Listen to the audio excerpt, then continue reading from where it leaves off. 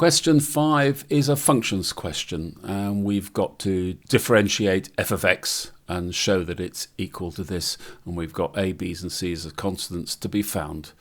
We've got a function on the top and a function on the bottom. The way that can be differentiated is using the quotient rule. And there it's quoted, and these are the two substitutions I'm going to make for u and v, which will be plugged into this formula.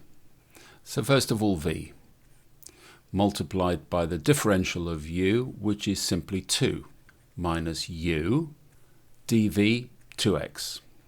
And this is divided by v squared. Now looking towards the answer we've got to generate, they've left the denominator alone. They've not multiplied it out or done anything. They've just left it in factor form. Okay, but we have to multiply out the top. This becomes 2x squared plus 8 minus, now this is going to be 4x squared, the first term. This term is going to be positive, and it's 6x. Copy and paste the denominator and simplify the top a little bit, and I get negative 2x squared.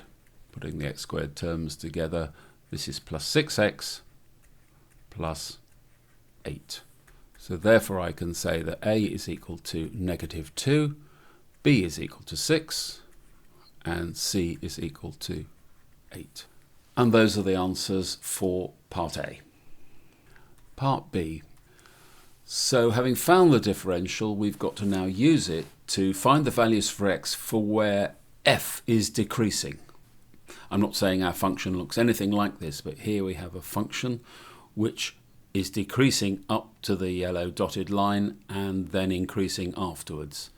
What's distinctive about that is that we have a negative gradient all the time, which goes to 0, and then the gradient starts being positive, the gradient being a tangent offered up to the curve at any point. So as the function is decreasing, the gradient is negative, and as the function is increasing, the gradient is positive. So if we need f to be decreasing, we need this guy less than or equal to 0. Now, how do we solve this? Well, what we can say is that the denominator will always be positive, which means that it really has no bearing on the case. This can be less than 0, but it will be no responsibility of the denominator. So we can just get rid of it. So I can take a negative 2 out of all of the terms. And now I can divide both sides by negative 2. But because we've got an inequality, if I divide through by a negative number, I will have to change this sign round. So the result of that is x squared minus 3x minus 4 is greater than or equal to 0. And it factorizes quite easily to x plus 1 and x minus 4. So at this point we temporarily remove the inequality and find the critical values by just imagining the equation equaling 0.